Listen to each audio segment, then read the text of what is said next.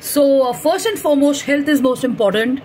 One has to stay more optimistic and more confident around their health and focus on the positive. They have to kind of think way forward. What do they want to do when they recover, or how are they going to feel, and when are they kind of when are they kind of going to get to do things which they've had on their minds and stuff, or they've been holding themselves back from and stuff, and they've been kind of forced to slow down or whatever. Trust me, slowing down has a lot of advantages. It makes you more creative. It makes you think at situations, analyze situations, look at situations in a different light and stuff. And when you disconnect from the usual negative or from the same circle and environments and stuff, you get a better perspective. Okay, so now this is it. So they say that imagine the best possible future for yourself. Detach yourself from the current situation and imagine your ideal situation in 5 years time. Write down what it may be like. So what is it that you're looking at? Immediately is not important. You have to have a far-sighted approach and stuff. Like when I heard the economist's economics point of view of the CEO of Siemens yesterday, I could see that he had kind of thought maybe 10 years forward and stuff, and it was outrightedly interesting. I felt as if he's done an international degree or whatever. And I think, honestly speaking, a lot of people in our country can also do with good education, because they think IIT or just a regular course or whatever is just the final ultimate solution to education and stuff like that. I don't mean that people who are in IIT or in other education colleges are not doing that great.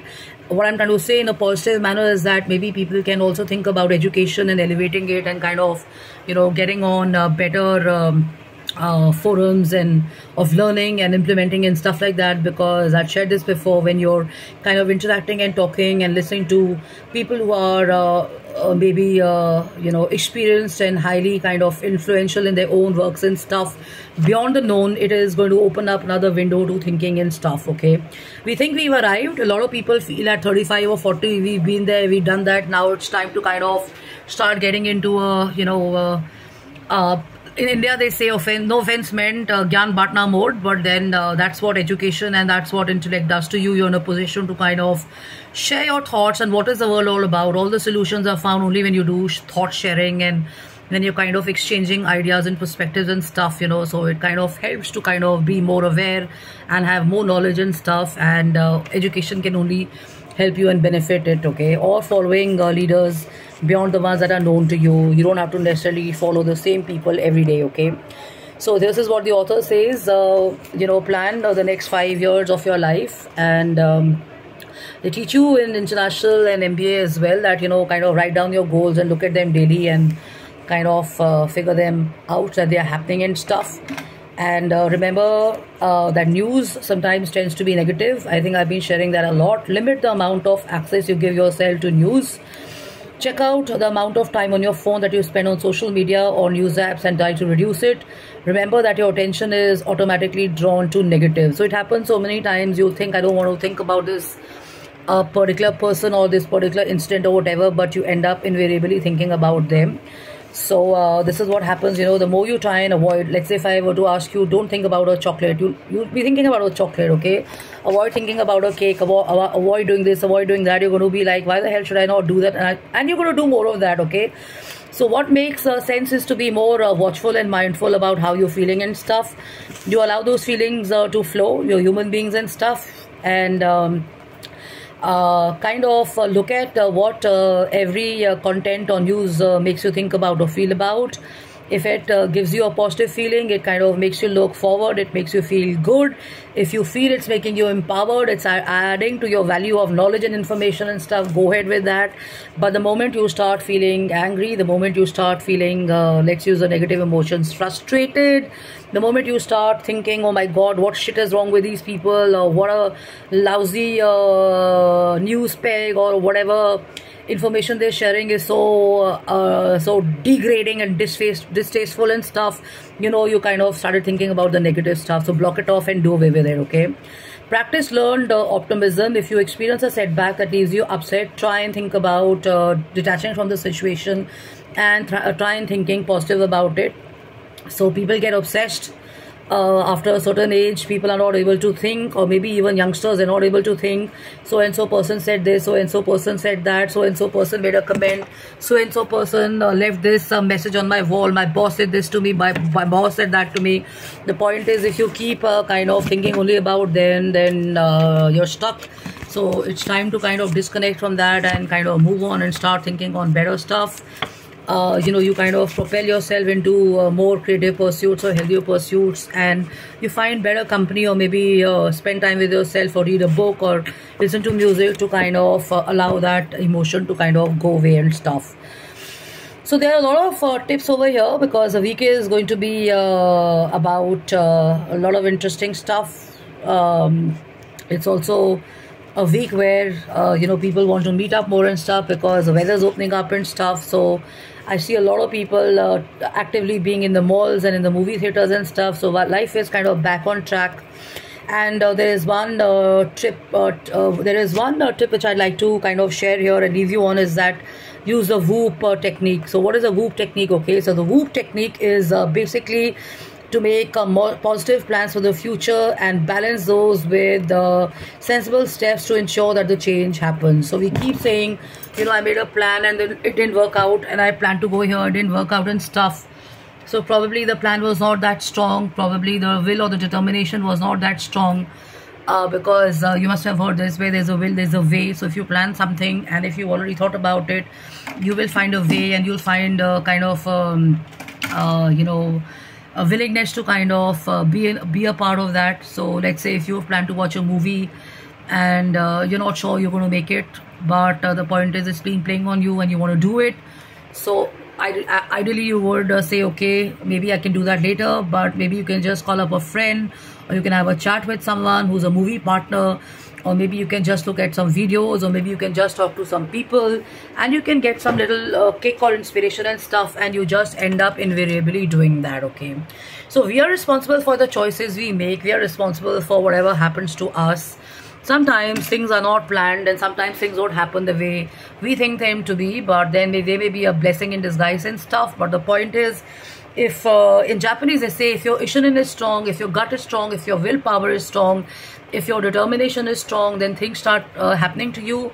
And by no means this is a Shah Rukh Khan dialogue, but it is actually a quote from Paulo Coelho, who also says that when your desire to do something or have an outcome of something is so strong, then the universe will actually make things happen for you.